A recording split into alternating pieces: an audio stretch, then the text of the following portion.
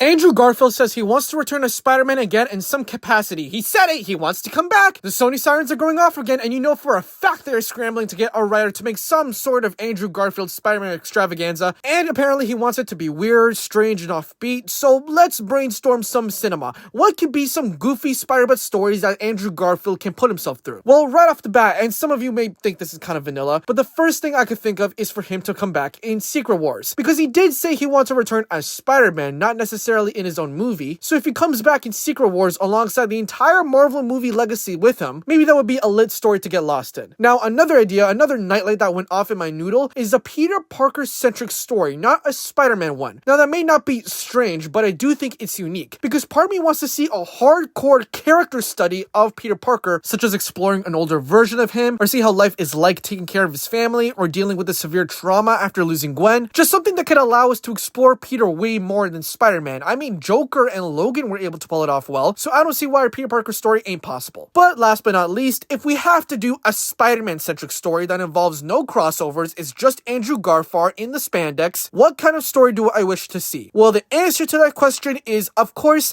an amazing Spider-Man 3 that explores this version of Peter dealing with the symbiote, fighting the Sinister Six, doing his very last Spider-Man mission before he retires, or doing his very last Spider-Man mission before he bloody dies. But hey, that's my range of ideas, and hopefully Andrew comes back as his Power Ranger.